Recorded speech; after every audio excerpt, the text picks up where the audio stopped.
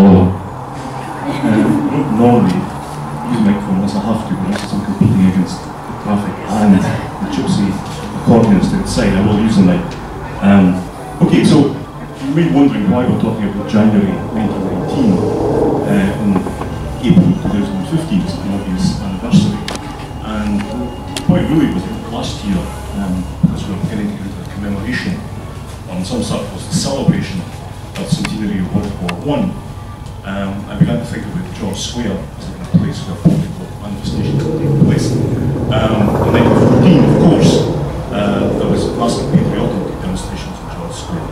But 4.5 years later, in January 1919, huge revolutionary, just very militant, trade union demonstrations taking place, the complete turnaround in the content of what was going on. And what made me think about that in the context of World War I was, of course, that in August, September of last year, George Square was filled again.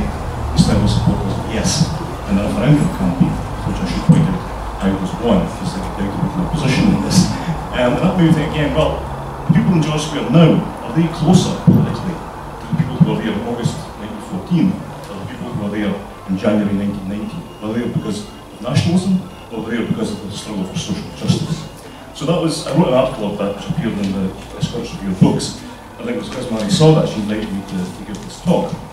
I'll come back at the end to think more about the contemporary resonance of those events. But here, let me talk about the background of this. Because any discussion about January 1919 immediately takes us into the debate about the red climb and its existence or not. Now, as with every great historical subject, we have a sort of set of opinions which have been established for a long time. We have revisionism. And from the 1980s, there was a concentrated argument to say the red climb was a myth. It actually didn't even exist. Starting, I suppose, from Chris Harvey's No Gods and Precious Few Heroes book in 1981. Most famously in Ian McLean's book, The Legend of the Red Clydeside, which came out a couple years later, and then a series of articles and books by other people over the following decade or so. And what these people said, essentially, was that there was no Red Clyde, that it was really a kind of post hoc construction made up by Wally Gallagher and Tom Bell and their memoirs in the 1930s. That they massively exaggerated the extent to which people were influenced by Marxism and by revolutionary politics. That in fact what happened was again an unprincipled alliance between the Marxists and a very sectional, very narrow section of labour aristocrats and engineering to effectively defend their own privileges. That in fact the Red Clyde narrative ignored women, it ignored the unskilled, it ignored the Irish Catholic population. The real important thing that happened in the Red Clyde, according to this trend, was actually the establishment of the Labour Party, the election in 1922, and of course the social issues that put in place, public housing programme and so on. Now, there is an element of truth in some of this. It is true that women were largely excluded from a lot of the narratives of Red Clyde, and it's also true that so were the Catholic Irish for many years. However, there are serious problems with this account that play down the significance of what happened, particularly in Glasgow, but in the Federal Clydeside area, from roughly about 1910 through to the middle of the early years of the 1920s. I think there are 5 things. One is that the revisionists often say things like, well, if you read what people said, they never talk about revolution, they never talk about these kind of subjects. Actually, if you talked about these things during the war, you were actually committing an act of treason. So people didn't say these things for pretty good reason, which was that people were spying on them, people were their letters were read, people were actually being listened to on the tube, or the trams and trains and buses. And if you said anything like, you know what, I think we should have a revolution in this country, that's actually something you get arrested for, as indeed John McLean and so on. People did get arrested for saying. That's one thing. The second is it tends to take what people thought at a particular time and treat that as if that is what they thought forever. So if you say somebody said this in June 1916, after the defeat of the dispute of Dilution, for example, then that's what they always thought. But of course, one of the things about the period of World War I, and immediately afterwards, was people were changing their minds about things in an incredibly fluid situation and moving to the left, radicalising. I don't know if it's allowed to say that we're radicalising these days, but they're turning to the left anyway in a way that actually would have been incomprehensible 3 or 4 years earlier. The third thing is that they don't seem to see any connection between different things. So there's rent strikes going on here, which are mostly involved in them. There's engineering strikes going on here with Dilution. There's people supporting Sinn Féin in the Northern Ireland, and they're all quite separate, these things. But of course they weren't separate. They're all linked up. Sometimes the same people were doing all these things, mostly new people who were doing them. So you couldn't actually pretends it's a bunch of totally distinct, separate things. There's actually a movement that brought people together in the same social space and same communities. Fourth, the revisionists are very, very odd, as a Marxist, I would say this kind of conception of the British state. You know, it's a kind of neutral body which doesn't actually intervene. If you read the Cabinet Papers from the end of 1990, early 1990, you can see class, a full class war mode against the Scottish working class and the English working class more generally. Very interesting stuff. When I read it, and then compared it to the papers that just been released at the miners, it's very, very simple. Actually, the real class warriors planning to struggle forward. So I mean, there's nothing neutral about the way in which the state operates. And finally, I think it ignores the international dimension of what happened in Glasgow in 1919. A lot of accounts, and forgive me for saying this, because I'm not actually from Glasgow, so some may gather, but some people in Glasgow do seem to think that it's the centre of the universe. Actually, or indeed of Scotland, actually, there was a world revolutionary situation in 1919. No, it started in Russia. Ireland, right? So it started in 1916. A world revolutionary situation, which actually, in January 1919, Glasgow was the centre of these events in British terms. But the point is, you can't understand them unless you see this as a global movement. And I think there are three particular. I think in the last century, there's only been 3 times we've had a global revolutionary situation. One of them was between 1916, 17, and 1923. The second one was between about 1943 and 1948, 49, and the third one was 1968 to 1975. So only time all things have come together on a totally global scale. We had regional revolutionary movements, most recently the Arab Spring, but this was actually something that involved every aspect of every area of the world. And around about 1918-19, you've got 3 different things going on. You've got the struggle that was in those days called the colonial and semi-colonial world, China, India, and Ireland, which was just beginning their rebellion against imperial rule for the great world powers. Secondly, you've got the old absolutist states, the old tributary states, which haven't had like those revolutions yet. Austria-Hungary, the Ottoman Empire, and of course Russia, of course being overthrown as this is happening. And then you've got the great imperial powers themselves, the United States, Britain, France, Italy, the great powers of Western and Central Europe. Now, of course, the Scottish situation, this regional situation, is very much in the last camp, in the centre of what was still at that point the greatest empire in the world. And one, let us not forget, for all the rubbish we put in fighting for democracy and small nations and so on, in 1919 Britain ended up with an empire that was actually bigger than when it started, because it encompassed Iraq and various bits of the Middle East that took the Ottoman Empire. So this is where we are. Glasgow is in the centre, of an epicentre of a global revolutionary movement, which at that moment it is part of the leading edge. Now, in a way this shouldn't surprise us, because if you look at the composition of the Glaswegian and Clydeside, generally working class, you're looking at something like 370,000 people employed in heavy industry, in shipbuilding, in mining, in engineering, in munitions engineering. That's 35% of the total number of people employed in the Clydeside area. It's a gigantic figure, and twice as many as in any other comparable region in Britain, never mind Scotland.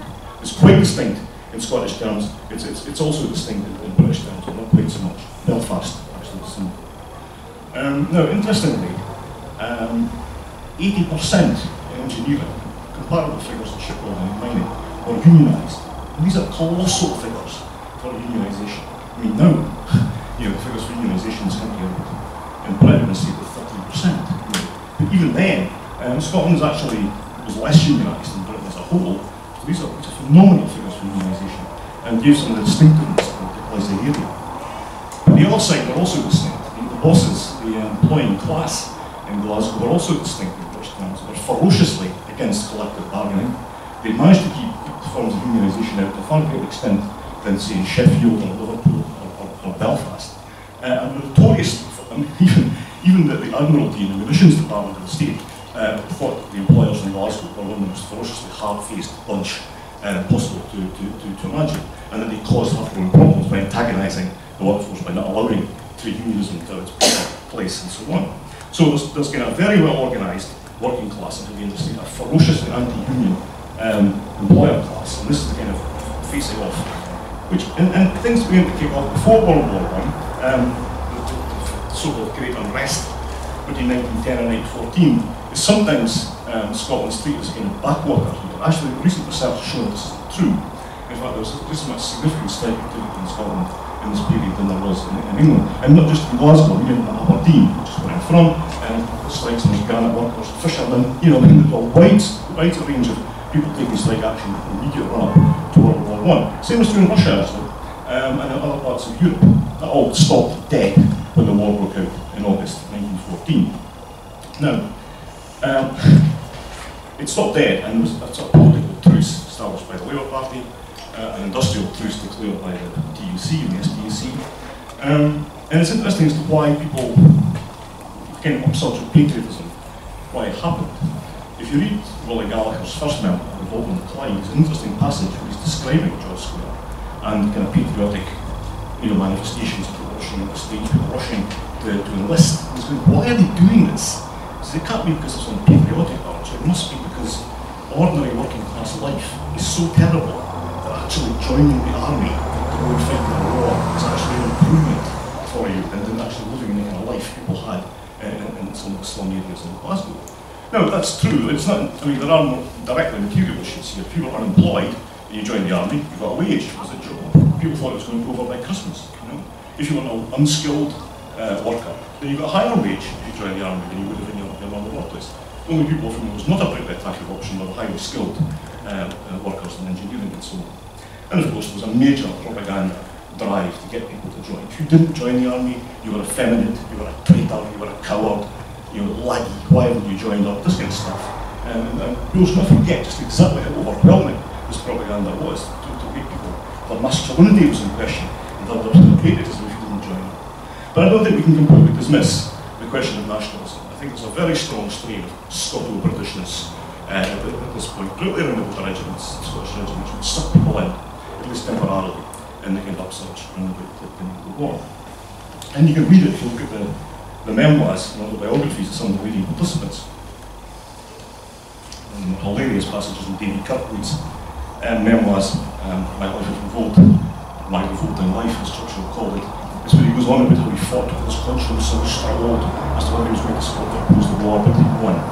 And decided he'd have to support the war and do his bit in the arms and displaced boys with munitions and so on.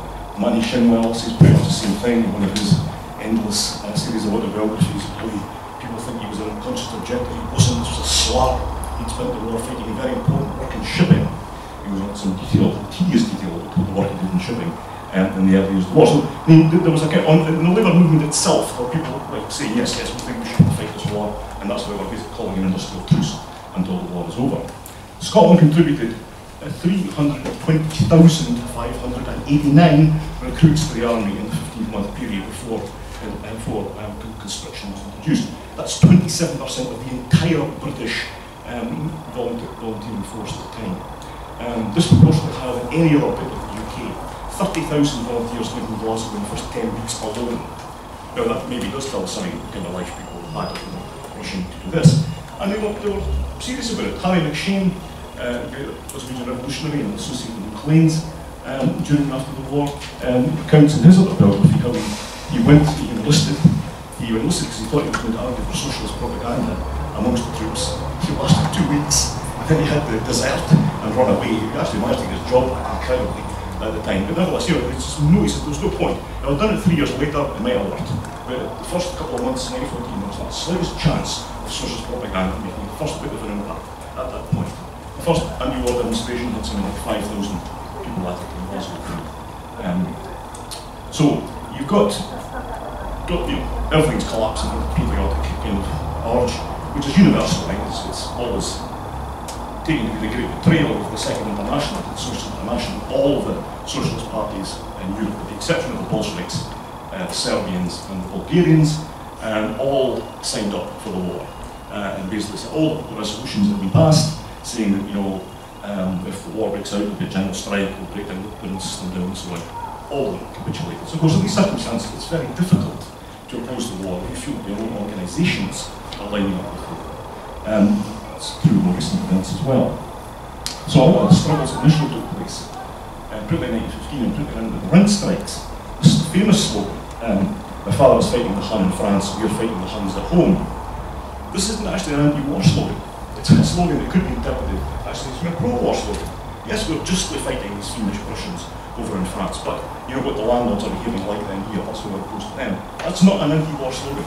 That's a slogan that's trying to pull in the idea of the rightness of the war, but that's why people like back home should not have their rents put up by these scrupulous, greedy, grasping, not definitely true, of course, landlords. So it's important not to conflate every single struggle that takes place during the war with opposition to the war. Actually, that isn't necessarily the case at all. Some of the people involved in them were certainly opposed to the war. I mean, Gallagher, he used to go every Sunday to Glasgow and preach against the war as a member of the British Socialist Party, but then didn't introduce his arguments into the actual workshops and the factories where he was.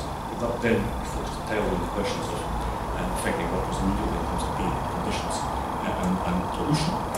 So you look at the list of major events, major struggles. Say after the Clyde Workers' Committee was established at Weirs and then spreading out across Glasgow, what involved maybe 300 shop stewards, mostly from the engineering union, also some of the smaller unions. Dublins an hour strike in February 1915, Fairfield strike in August, and Rand strikes October, November again in 1915. The famous attempt by Lloyd George to speak to the munitions workers on Christmas Day, and the reception he gets there, the near riot, when he attempts to do this. The introduction of conscription in January 1916, and then for the next 5 months, huge struggle against dilution, particularly in the engineering plants. Dilution meaning the taking away of work from skilled men and giving it to women and the unskilled, and actually opening up the possibility of reform of skilled workers actually being enlisted in conscripted to fight at the front. Now, again, there are quite complex things going on in the workforce during the dilution struggle. Some people, a very small minority, mostly of syndicalists, welcomed dilution as a means of breaking down some of the barriers between workers and suppose the divisions between unskilled and skilled. That was quite a small group. There were some who opposed it basically on sexist, racist, and very sectionalist grounds. They didn't want women or Irish people or unskilled people taking their jobs. There's nothing very progressive in that. There were some people opposed it not on the grounds that you had to defend the kind of conditions you had, because if management got away with diluting your work, they would simply impose worse conditions on everybody over time. That's obviously the property union approach to this. Other people saw it, opposed it because it was connected with the war and was connected with fighting the war, and that's obviously tapping into or beginning to tap into a question of relating the trade union struggle here with the wartime struggle. As probably everybody knows, the dilution was imposed, the Clyde Workers' Committee was defeated, Gallagher and various people were arrested in the court of various other places in Scotland. A big mistake by the authorities is actually, it's what it meant, because a lot of the most militant shop stewards were actually scattered around the whole of Scotland to cause trouble in other places other than Glasgow. I mean, Shane notes this in his autobiography. Now, what's important is that most accounts of Glasgow during the war, and certainly the revisionist accounts, sort of stop there with the struggle against dilution, and then nothing much happens until you get to January, February 1919. Now here I think this is a completely mistaken view. I would like to pay tribute to the work of another historian, John Foster, a man who I think it's fair to say I have many disagreements with, but nevertheless has done many, many excellent articles exposing the fact that there were loads of struggles going on in Glasgow and Clydesdale more generally after the middle of 1916, often not involving skilled workers, and often involving struggles for recognition, for union recognition, by the unskilled, by women, by apprentices, and this went on for about 2 years. But in 1916 itself, most of the strike days were lost over these struggles for recognition, not over the struggle against dilution. And this was against, remember the background I explained earlier, of bosses who were extremely opposed to any form of recognition for unions and tried to keep them where possible, and certainly tried to stop collective bargaining being established. A major thing from the summer of 1917, and importantly, by this point, the Russian Revolution started, so that's the backdrop to this, was the so-called war bonus strikes, which I haven't talked about often at all. Churchill, in his wisdom, had decided to grant skilled-time engineers a 12.5% bonus, war bonus, but to nobody else. So what you got for about the next 7 8 months was a series of rolling strikes by people who weren't time-served skilled engineers to ask for the same bonus, because essentially they were also working in munitions, particularly for the war. Why weren't they going to get this as well? So one of his clever tricks to try and buy off a series of workers or to put them on sign actually gave them stuck as that people demanded the same thing. So this was going on in a quite, inconsistently and unevenly, but across the whole of 18 months into the beginning of 1917. And again, this kind of thing is often forgotten about, but it is significant because the strikes in January 1919 didn't come out of nothing. It wasn't that people just stopped struggling in the middle of 1916 for 2.5 years and then suddenly popped up again. And there was background going on all the time. It was something low-level stuff, lasting a couple of days, attempts to bring scabs in, getting driven out, after 4 days people go back, somebody gets arrested, there's a strike to get them out of jail, to get out of jail, and so on. A lot of concessions made at the time as well by the employers. Okay. It's also worth noting at this time that politically, and especially after October 1917 in Russia, you begin to get a radicalisation politically. The IRP in Glasgow is a much more left-wing organisation than it is in the rest of Scotland, but also the rest of Britain. Generally, it's much more sympathetic to the Russian Revolution, much more sympathetic to the Bolsheviks, and eventually in 1920 it votes to join the Third International, it actually votes to become affiliated parties to the Communist International. Again, it's the only area in this. Okay, so we're getting towards the actual point of January and February 19. End of the war. After 3 years of conscription, Scotland had lost 148,000 men. That's 26.4% of those mobilised and 11% of all males fighting age. Absolutely devastating losses. Particularly in my own, where I'm from, Scotland, of course, the conclusion to this Gibbon's Sunset Song, is the death of the peasantry, the white men becomes an entire village, and half of its men, and the destruction of an entire way of life. And this was true in whole areas. Not, in a sense, it's less noticeable in big cities, but in small towns, the death levels of the real population were extraordinary and brought an end, in some ways, to the whole ways of life. And it's a major turning point in Scottish socio-economic history. The comparable figures, Britain and Ireland, are much lower. In fact, related to the size of this population, Scottish losses were greater than every other competent nation except Serbia and Turkey. Right, but of all the countries that were involved, the Scots lost more men. Now, that's astonishing numbers.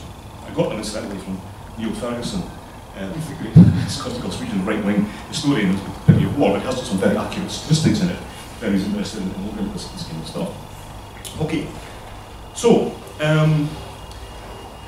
we're getting to the point where the key issue is the question of the length of the working day. And this isn't just an issue about we want a shorter working day. The actual working day at this point was 54 hours a week. Right?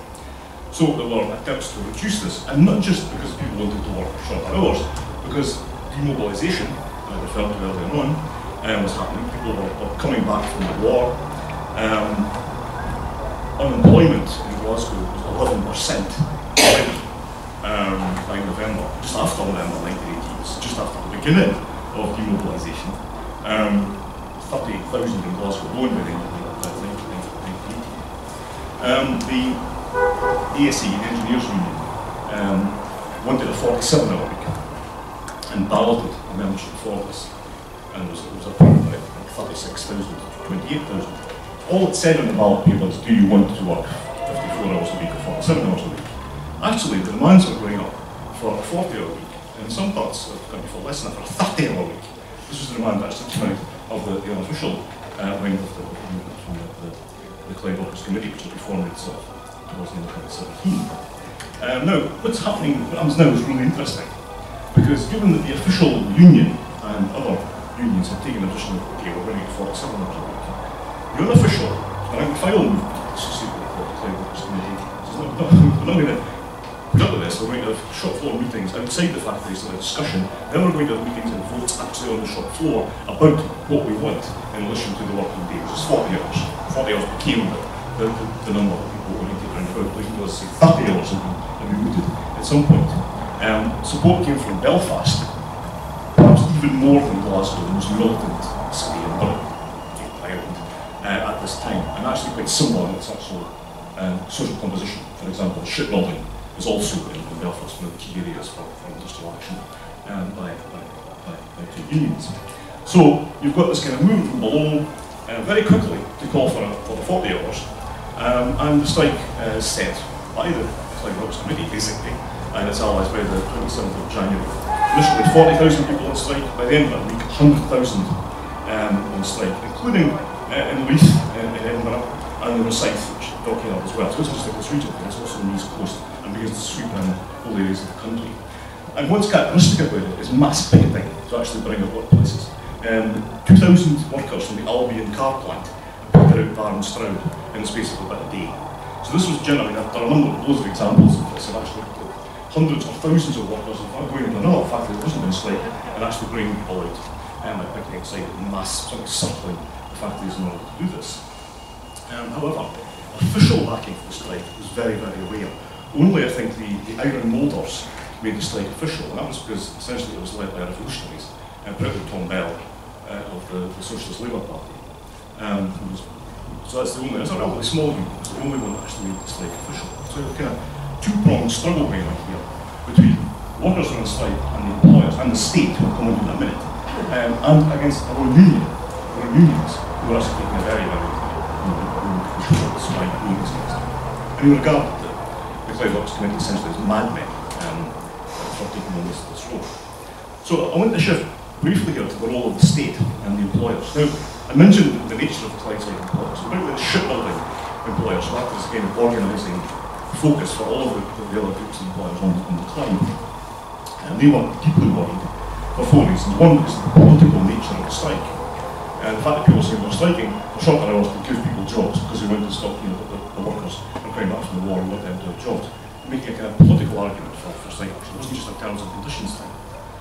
Second, it was unofficial. This terrified them. It had got out of control of the bureaucrats who normally controlled this. I mean, at this point they began to wish they had actually installed proper collective bargaining procedures. They could actually negotiate the conditions of the union instead of being forced into the position they were in by the unofficial movement. Third, mass picketing was naturally terrifying them. And fourth, in fact, there was an alliance between the strikers and the recently demobilised soldiers and sailors, who were themselves organised in a body called the Discharged Soldiers and Sailors Association. Now, on the Wednesday, the 29th, they went to the Lord Provost, workers went to the Lord Provost, and basically said, we went with a decision from you to support this. At this point, the employers sort of got their act together and went to see the Provost as well. On the 31st, as the square was beginning to fill with people. Now, I'm not using PowerPoint, I'm going to introduce something that happens people used to do before people invented computers, which is to use a visual aid. This is perhaps the most famous photograph of many taken of the square. As you can see, there are quite a lot of people in it. We think, well, nobody knows exactly, but the upper limit was around 65,000, lower limit 35,000. It obviously varied throughout the day. But that's, it's full, right? Clearly, this is what is going to develop on the 31st. Now, much ink has been spilled over what happened next, but let me move the scene from Glasgow to Whitehall, where the cabinet is meeting, Lloyd George, Ronald Law, Churchill, and so on. And briefly to digress here about the nature of the British ruling class and the way in which they handle problems. What they have a tendency to do is, when they're faced with a real problem, a real crisis, is to play it down and pretend there's not something actually happening. When they've got a difficulty, but it's not actually a real life-threatening one, like say the general strike of 1926, which they knew they were going to cope with, they make it up into the most terrible, horrifying catastrophe that's ever faced the world. They did that over the referendum as well. So this is what they do. In 1919, they were faced with a real crisis, a real potential revolutionary situation, and they showed, I think, their tactical nous here. I do feel that standards of the ruling class, the rule have declined somewhat in the last 100 years compared to the people we're talking about now. They knew how to operate. I mean, they were brilliant at the way they handled this. They knew they would have to rely, not ultimately on the police and army, if they did use them, they would have to rely on the trade union officials themselves to actually bring the strike to a halt. And they were correct about this. They took a decision, I think, and actually, I don't think they say this, that they're going to treat the engineers differently from the miners and the transport workers. Because the engineers, the strikes are led by the unofficial movement. This is not the case in the miners and transport workers, and they're formally actually a bit more to the left than the official leadership of engineers. So they flatter them, they say things are going to happen later on. Bonner Law says something like the trade union movement, meaning the official leadership, was the only thing between us and anarchy. This is a minuted discussion of the cabinet in, I think, the 9th of January 1990. It was important because they understand the role that trade union bureaucracy plays here, perhaps more so than some socialists. Okay, so they're doing this. Well, actually, just let me say one more thing about this. Something happened later on in 1919 when the leaders of the so-called Triple Alliance, miners, engineers, transport workers, went to meet Lloyd George and said we're going to go on strike. And he said, well, okay, you probably beat us, but have you considered what's going to happen next? Are you ready to take power? He used to ask them. Are you ready to take revolutionary power here? And Robert Smiley of the miners said, from that moment we were beaten, and we knew we were. Because of course they weren't prepared to take power. This is a conversation that Northern Devon records in his autobiography. So this is the very, very sharp bunch of operators in the British Working Class back in Glasgow. 30, 40, 50,000 people in the square, being addressed by Shinwell, Gallagher, Kirkwood and so on. Then the police charge. Now I don't think it's particularly fruitful to speculate endlessly what exactly it was that made the police charge. I don't think there's any mystery here. The British police and indeed the British Army don't lose the head. They don't do things because they sort of lose control and decide to go around and start taking people out of the for no reason. Of course this was planned. I'm sure there was a point that at some point in the day they were going to charge and actually drive them off the state. The excuse they used that they were getting in the way of the trams, even though actually there weren't any tram lines in front of that bit of George Square or North Frederick Street at that time. Highly implausible. No, this is a seated attempt to keep people off the street. And of course, people know from Gallagher, in an attempt to, I think something's referred to as remonstrate with the Chief Constable, was battered about the head and knocked over, the other leaders were all arrested. They did eventually lead people out of the square to Glasgow Green, did a rally there, and managed to do this reasonably successfully, with too much bloodshed and so on, and then of course there were all 3 men arrested, as was a lot of people. Okay. That was the kind of high point. The next day, Glasgow was occupied by English, mostly Lower Purlian troops and Highland troops. And this is a normal strategy, bringing people from different parts of the country. The actual Glaswegian troops in the barracks were confined to their barracks. And as Gallagher pointed out later, nobody tried to speak with them or obviously to join the struggle. So within about a week, the thing had actually begun to fold. There was no more mass picketing, there was a mass propaganda onslaught in the press. It was unofficial strikes, there was no strike pay being paid, and people at this point were getting hurt in terms of not being able to pay for rent and food and so on. On 6th February, the ASE union suspended the Glasgow, Belfast and London district committees. That's 3 areas which were most militant and most under control of unofficial activity. By the 12th of February, the sites called off the Glasgow Joint Strike Committee. Now, if we look at why it failed, I mean, Gallagher himself famously says that we were making a strike and shouldn't be making a revolution. That's, I mean, abstractly that's true, but I mean, the conditions of who exactly was going to lead the revolution, was it going to be like what was going to gain? Was it going to happen just in Glasgow? I mean, there was no coordination that would have led to that kind of outcome. In fact, there was no coordination anyway, even the level of the strike activity. People were organised locally, very, very well coordinated information, stuff going out to workers and so on, but actually there was no linking up between districts. That was a more serious problem, I think, and that might have led to potentially a victory rather than simply saying we should have had a revolution, which is fine, but the conditions for it may not have been ready at that point. Another argument which the Communist Party, which was formed years later, made, Trotsky subsequently said as well, is the absence of any kind of revolutionary party. There were loads of parties, the Socialist Party, the Socialist Labour Party, the ILP, very smaller groups, but there wasn't a single one, certainly no one had absorbed the kind of lessons of what happened in Russia and the Bolshevik organisation and so on.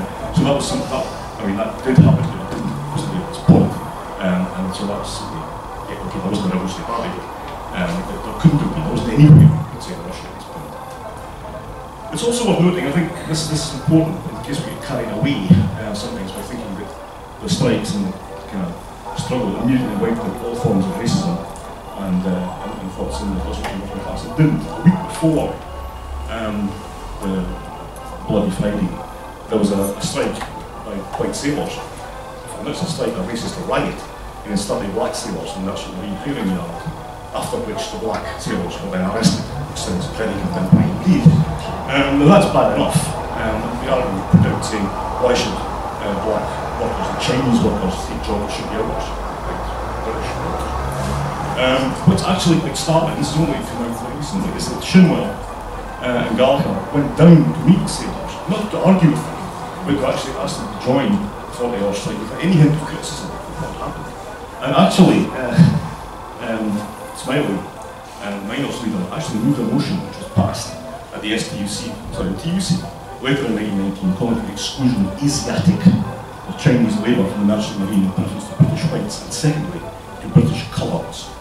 Now, this, I think, shows there's still a very strong strain of racism existing within the movement, even in these times of high struggle and activity. And I mean, most of that came out as anti-Catholic Irish racism, but in this case, it was directly against mostly against Chinese, but also against I don't think should detract from the overall idea of people moving to the left and adoption of socialist ideas, but it means this doesn't go away automatically. You've got to kind of argue against it at this point, overwhelmed. There is subsequently, but not at this point.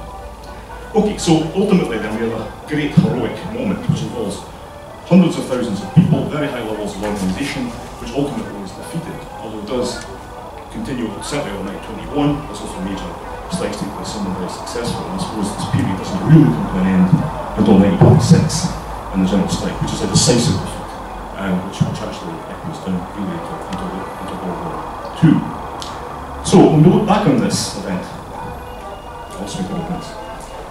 we'll look back on this now. What meanings have for us now? Well, one, I suppose, would be really nice if we had 80% unionisation of those Scottish workplaces. No, we're not quite at that yet. But I think, and clearly the entire structure of industry has changed quite significantly. I don't think you can simply assimilate teachers and civil servants and lecturers to engineers, mine workers, and so on. It's silly. But nevertheless, there's still obviously the case that people are in unions that could be unionised. But I think perhaps another point is that the way in which people express, because of the low levels of unionisation, the way people express the struggle for social values and socialism even, doesn't necessarily come out in those ways. And I think one of the sort of controversial points, partly what happened during the referendum, was that the argument for a yes actually brought on board those kind of social struggles and that kind of to express itself through the demand for independence, not as a kind of nationalist demand, but as a demand for independence as a means of actually achieving those kind of social goals. There was absolutely the slightest hint of nationalism in 1919. Right? John McLean, one of the great figures of this period, a truly heroic man in almost every respect. When he tried to raise this idea that Scotland should be independent from 1921 onwards, I think you could say a lot of figures here. He stood as part of the Socialist Party and got something like 240 votes. A couple of years after that, there was a gigantic demonstration in Glasgow, Green Hands Up for Scotland, for what we now call devolution, home rule. Thousands of people turned out for that. Just nobody was interested in this, except for a handful of other people and a bunch of eccentrics who formed the initial parties who were originally from the Scottish National Party. That's not the case now. Not that I think people have embraced Scottish nationalism, but I think the question of independence has been shifted from the property of nationalists to something that's actually something that's been discussed and debated in the labour movement and the socialist movement generally. And I think there is an international aspect of this as well. I mentioned at the start of it, talking about 1919 took place in the context of the international revolution and the belief in international solidarity and so on. Well, our solidarity possibly, certainly, is with people in Manchester and Newcastle, in London, in Cardiff and so on. But it's also with people in Basra and in Libya, and places that are regularly bombed by the state. Perhaps we need to think about what we're currently doing in terms of independence and so on, in that kind of context, as a struggle against to stop the British state, which did so much, so effectively, to crush the struggles in January 19 from doing the same thing. So, thank you.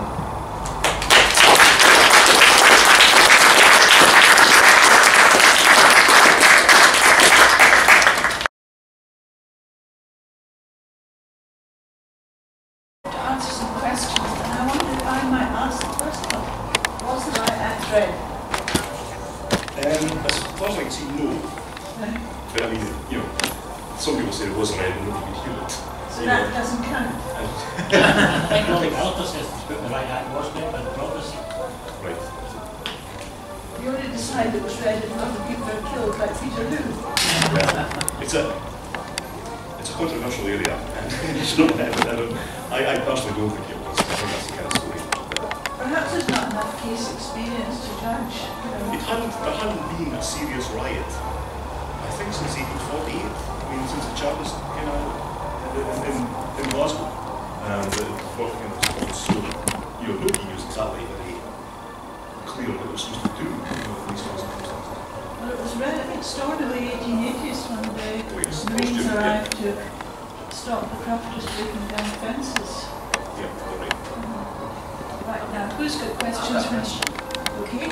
So is it considered a riot? Is that the correct description to what the events took place? I think it should be described as a police riot, because that was actually what started the violence, was the fact that the police charged the crowd. I mean, in a way, it would be comparable to what happened in Trafalgar Square on the 1st of April 1990, the poll tax riot, which again was largely the police attacking the demonstrators, and then people responding, and then of course they get blamed for responding to it in the first place. So that's, I mean, technically it's described as a riot. I think of name of people who are actually rioting. The reason I was asking is because in my lifetime, the riots that I've heard about or witnessed in Toxteth, Brixton, the 70s, the 80s, the poll tax riots, then last year was the year before the riots that spread around in Scotland. We haven't seemed to have this propensity for the old-fashioned riot or tear up pubs, and I'm wondering why that is. I think at the time there was a degree of respectability, working class respectability, that you didn't riot, that you demonstrated, you struck, picketed, often quite vigorously. But the idea of just rioting was that kind of, you lost control, you weren't behaving properly in a way that showed that you were in control of what was happening, that you were taking appropriate kind of action, organised so that's why these things usually happen when the police start and people then respond. I mean, famously, there was a lorry with lemonade on it, which was stopped by the crowd, and they got balls out and chucking them. The police, I mean, that was in response to the fact that the police were charging them. So it wasn't, so I think people wised up quite quickly. That's the point. During the general strike, you got people rioting much more frequently, I think, than before. That's because they learned.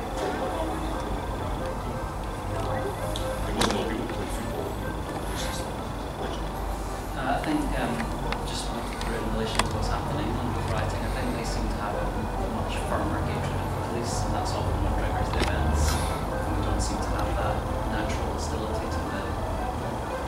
A lot of the riots you're thinking about involve black populations in the English cities, and they have every reason to hate police because of the stop and search and all these things that happen. So there's that. Also, something I should have mentioned, I suppose, in 1919, the police were on strike. I mean, there was actually police strikes in England, and they set up their own union and so on, until they were basically bought off by the state. I mean, that was part of the reason why it was such a revolutionary situation, because the first line of defence isn't the army, it's the police. And actually, the police were taking industrial action, police threatening to in some areas. And so that, I think, one reason why they were sent in when they charged the crowd was an attempt to cut off any attempt to sympathise with the strikers, and if the strikers sympathised with them by getting them to fight, antagonise the police. Do you think the British state will ever allow a revolutionary situation to kind of come into existence again like that, or do you think we'll be more careful? It may not be in the gift of the British state to decide whether the situation is going to happen. I mean, if you think about, I said earlier about a conjunction of things happening. If you were to think about a situation in which you've got something like the riots in Tottenham, in London, or different other places happening, at the same time as I say a big anti-war and some strikes taking place to defend the NHS and something like that, and or people taking that kind of action in London, East End, to defend their housing and so on, but all this happening at the same time, then you get close to a revolutionary situation, because the dynamic is getting, so there's one thing there, there are a number of things happening at once, and that's usually when revolutionary situations arise. It's when you've got this conjuncture of things happening at the same time. No one can predict this, but I mean, the British state, I joked earlier about the declining quality of ruling class leadership. I mean, I'm serious. They're not. Sorry? Sorry, can I was saying there's been a declining quality of ruling class leadership in Britain for the last 100 years, and that with Cameron and co, it's examples of this. In the sense they don't seem to know what they're actually doing, not least in Scotland. and the kind of way it was currently treating the situation. So even if a situation arose in which you've got the kind of things that we're talking about, with a number of different quasi-rebellious revolutionary things happening at once, I'm not convinced that the British leadership of the British ruling class would know how to handle that situation and wouldn't actually make it antagonise at the point it was actually more likely to happen. At least I hope that's what happened. I think Shane told Donald Anderson that the HLI had actually left the Hill Barracks on the way to Master Church Square, and he and Glasgow persuaded to go back. Is that true? Or could it be true if we not know? Well, I don't know, because Gallagher doesn't really talk about that. And I know he missed things out. He wrote 3 autobiographies and he doesn't deal with that in it. So I don't know. I mean, Shane told Donald was probably right. But I mean, I'm not sure why he didn't mention that, because he does talk about the fact that Mary Hill Barracks were an important area they should have gone and tried to agitate about. Maybe he regrets what he did, and that's why I don't mention it. The position of the army, as in the Portugal. Yeah. Oh, yeah. And I mean, of course, I was saying that police strikes, but there have also been mutinies, in France, and partly with demobilisation. They're also linked with, people seeing what was happening at home as well. It was a really dangerous moment for the British state. It's perhaps the most dangerous moment it's had. Only 1971 to 1974 would be comparable. Similar war in Ireland, huge number of strikes, social movements rising and so on. Even that I don't think is quite as dangerous for 1919 is the biggest, closest Britain's counter-revolution, I think, since 1848 or something like that. Do you think that's the case though? Because I mean, obviously people talk about revolution, what you describe as the most of the focus, the most of the leadership. You could almost say the most different conditions for revolution, because generally revolutions happen when people are hungry, when there's a very high cost of living, when people are struggling against oppression. And I'm not sure that the situation in Glasgow or Britain will be very difficult for the working class, perhaps, when met that criteria. I'm not sure I agree that revolutions happen when people are most hungry and desperate. There's a fairly well-established argument, starting with Tocqueville and Trotsky, that actually people make revolutions when they're feeling better, when they're beginning, their conditions are improving. I think the French Revolution or the Russian Revolution. Yeah, I mean, it's not absolutely applicable to every single one, but there's a kind of idea that something happens, then you see the possibility of things being different from what they were. At that moment, you take a chance to do something. Now, clearly, the conditions in Russia were much worse than they were in February and October, 1917 than they were in Glasgow. But that was also true in loads of places in Eastern Europe, where there wasn't anything like the same kind of level of industrial struggle. Now, I think the question of leadership is important here, and I would kind of put politically people think it's possible, and at that point Gallagher, I think, was right. But, several hundred people on strike, 1,000 people on strike, the army partly breakdown, the police partial breakdown. It's like the other side are in great difficulties, and I think the British cabinet knew that. It's as if our side, assuming everyone here sympathises with the side, but it's like the other side don't realise the opportunity they've got. That's the problem. It's like nobody knew. I mean, we retrospectively recreated this in history and so on, and know that's what happened, but we know how weak the British state was. Nobody else knew this, and this has been charged by police and British Square, so it's very powerful to them. So it's like, there's no connection between people. And also, Glasgow was actually, going back to what I said earlier on, was actually in the vanguard at this point, for sort of material reasons, about the size of the working class, the embeddedness in engineering and heavy industry, the ferocity of the employers and so on. So it was more like Petrograd, actually, than most of the other heavily industrialised areas in Europe. I mean, Turin, bits of Ruhr in Germany, we had similar movements of engineers. I mean, similar, and who also, by the way, formed the basis of the communist parties in all those countries. But actually, in the speed of industrialisation, the savagery of the conditions, the unremitting hostility of the employers, Petrograd put a closer comparison to Glasgow than Sheffield, or even Belfast, although Belfast is closer to Glasgow's situation. See, I've always thought it was a riot rather than a revolution. And for it to be a proper revolution, you have to have where the unrest went across the country, we'd have to get unrest in the capital. For a proper for a revolution to have to be successful, you'd have to have an uprising in London, really, wouldn't you? Yes, yes you would. No, I agree with that. I mean, it's uneven. Right, two key points are Belfast and Glasgow. Now, for obvious reasons, Belfast is quite difficult because, and indeed, what did happen was that the employers mobilised the sectarian purge of the shipyards and kicking out Catholic workers, and so it was possible to do that because of the dividing traditions. That wasn't true in Glasgow, but Glasgow is isolated to what? Clyde side. It is not just Glasgow, it is the whole area around about Glasgow, the Clyde. But that wasn't happening in the rest of Scotland. And this is the problem. You've got Glasgow there, you've got Belfast, you've got bits of Sheffield, you've got bits of London, and Liverpool actually, where things are beginning to kick off in somewhat kind of ways, but very unevenly, and there's no time to link it up. There's nobody saying, let's learn from what's happening here and try and apply those lessons everywhere else. That's what we just don't have.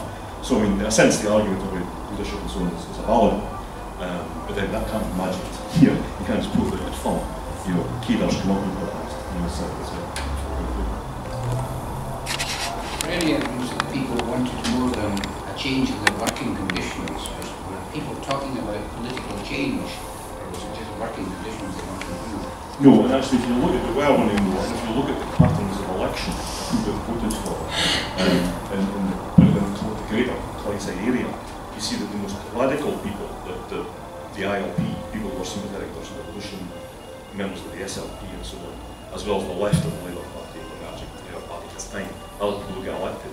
Foster, I mentioned earlier, was some really interesting work on this in an article back in 1990, which he shows the pattern of electoral success for most left-wing candidates. We're talking about doing what Russians did, talking about socialism and women's liberation, the suffragette movement and so on at the time. And actually there was a really large body of support for it in 1918. So this is before the big thing kicks off in January 1990. So it's a kind of myth about, everybody just was interested in kind of peaceful parliamentary road, and that's it, before 1922. Actually, in 1918, there was electoral success of people who were arguing a broader left-wing position. I mean, it's complicated and it's uneven, and people might start from the workplace conditions and then generalise them. Who's made money out of what? Our bosses. Who's going, and what was the war all about? Well, just invaded Iraq. As they did at the end of the war and so on. So there's kind of more general stuff going on. I don't think any of this is understandable outside the context of Russia and what happened there and the impact that had on people's idea of what was possible. Whatever happened later on in Russia, at this early stage, it's a positive experience in this country. It offers them a model of what we can do. So there is material about this which actually shows these generalising these ideas, even in electoral terms. I was just going to ask what you was, I read Ron Tucker's chapter on the Battle of George Square and the Rocky 105 last night. There's no mention of John McLean in that chapter. Where was John McLean? Was he in prison? He used to be the head of it. He was in jail. In jail. Yeah. That's all. Prison. You were suggesting that things sort of really stopped after 26, but do you not think that the hunger marches and the unemployed workers movement is a continuation of the tradition as well? Yeah, it's clearly part of that, and in some cases organised by the same people, most of whom are actually unemployed, but not least McShane himself. But it's a killer period of defeat. People are doing marches because they're being beaten, because they're unemployed. And so it's not the same as against where you're actually controlling the factories and the areas of the city and actually asserting yourself in that kind of way. It's obviously people didn't just collapse and go away. I mean, there was some very bad years in the late 1920s, but in the 30s people began to organise. But it's a different kind of organisation. It's a very defensive thing. It's the struggling for certain concessions in the state and so on. It's not a challenge to it quite the same way. So the 30s is a very defensive period. The struggles against fascism, Cable Street, also in Aberdeen actually, where most of the time to speak of 36 as well. But so they attempt to fight off fascists, to kind of struggle for state funding for people who are employed. But that's very defensive. That's what institution people do. There were some areas, but most of them in England, where you did begin to see emergencies of unionist things in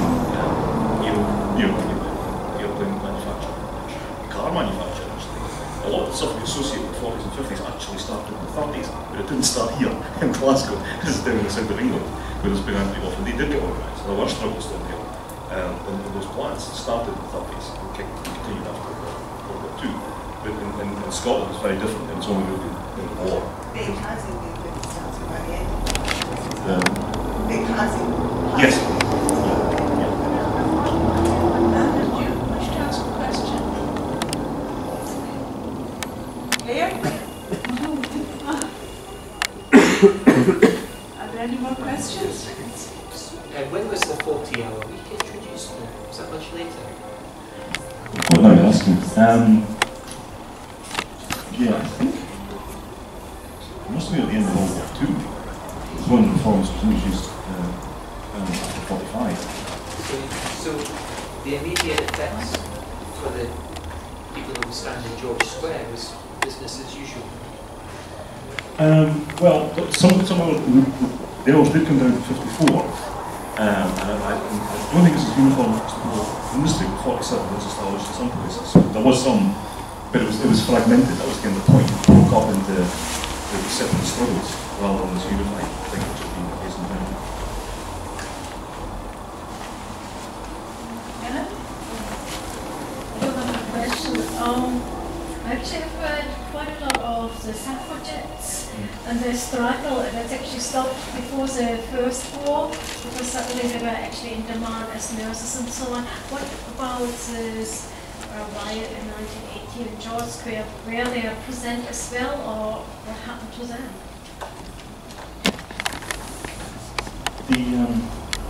There's a famous argument by a man called George Dangerfield about what he calls a strange death of liberal England here, meaning Britain, of course. And then just before 1914, there were three great challenges to the Edwardian liberal order. One of which was the revolt of the working class in the so-called Great West. The second was the struggle of suffragettes for the vote for women. And the third was, of course, both the nationalist movement in Ireland and the unionist loyalist response to it, the threat of mutiny and so on in Ulster. And these three things, he says, basically destroyed the kind of fabric of the establishment at that time. And Britain, he thinks, was only saved. There was some kind of huge upheaval by the war, which I think is partly true.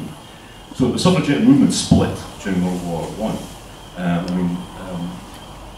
Sylvia Pankhurst took a bit of left-wing position, and Latterly took a what I call an ultra-left position at the end of World War I. And it supported the kind of workers' movement, the workers' threatened that's what it's journal. Christabel and Mom, took a very, very boyish group front, the image of best to support the war and all this kind of stuff. So the division in the suffragette movement, basically on sort of political lines, that's why you support the war or not. So the suffragette movement wasn't present in the square in 1918, but the strike was supported by women's organisation of two union organisations for women, who of course were in many, still at this point in many of the workplaces. And there were struggles over that, of course, the men coming back and getting their jobs back and all this kind of stuff. But at this point there were still organised women who did take part in the demonstration. Some of them were in factories, munitions factories, but some of them were generally organised. Another thing that's important about 1919 is you began to see people being organised who previously hadn't been. Bank workers, for example, the first bank workers union was set up in Scotland in 1919 and 1920. Domestic servants, most of whom were women, of course, began to get organised the first time. It's hardly any news about this, but it's nevertheless, actually in some cases, the majority of people who were workers were domestic servants. Possibly that stopped after World War I, but before it, a gigantic section of them were actually servants. They began to organise as well. And this is only coming out now, that often by socialists and people involved in political parties and so on, led it, and of course they were mostly based on women. So there was an input from women into this struggle, but not so much from the suffragettes. It's actually only once you get back into 1919, 1920 that they began to revive as an actual organised movement, once the kind of divisions of the war.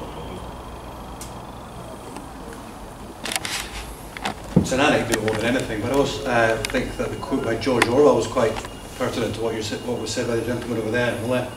Was that the thing that saved Britain from revolution in the 20s and the 30s was cheap beer, cheap fags and the pools. I think it says a lot about the revolutionary movement and supposed revolutionary movement in Glasgow that the following day from the George Square riot, if I remember correctly, the history, there was a big football match on and most of the strikers went off to the football. That's what it meant.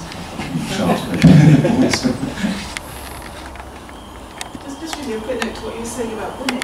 those women who remained active during the war in terms of campaigning for the vote were largely middle-class women, suffragists like us Angels, who combined their war work with still promoting their efforts for the vote.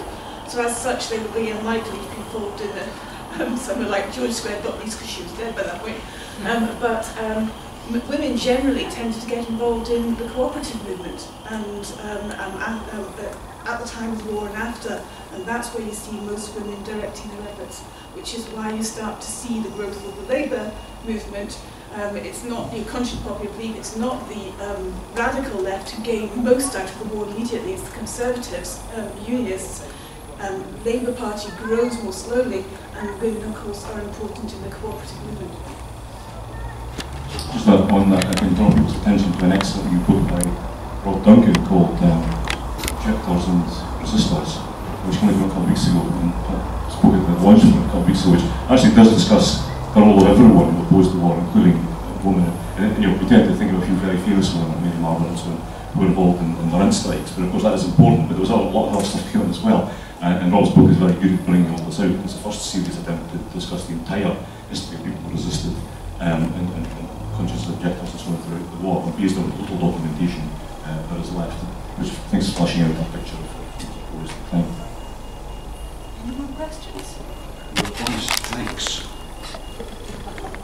Were you? On the leaflet we were promised tanks. Tanks in the square. I think yes. I thought you were going to talk about your father, was there? Well, I was under the impression, because when I was a wee girl, my dad told me about 1990 and how he'd been in the square. Now, I thought he'd been, you know, a revolutionary in the square. In fact, and this is an awful story, my grandfather took his two wee boys on the tram from the south side to see the revolution. And my father thought it was wonderful seeing the tanks. It was better than the circus. Now, if you ever feel a failure as a parent, think back about previous generations. Your father may have been, sure, yeah, just out if you were living. Sorry? There was a tank, famous tank in George Square in January 1918. It was there as part of, it was there being called a tank light.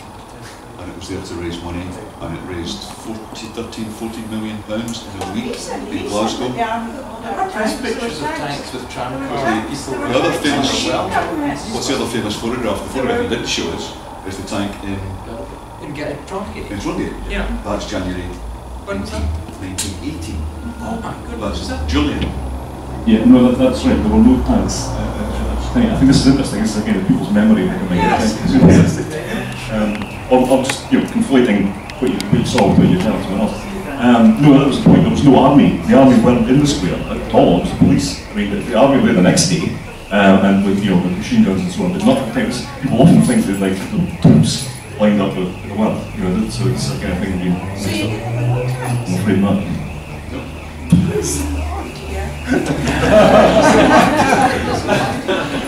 My childhood has been destroyed. I was told that at the time I stopped believing in Santa Claus.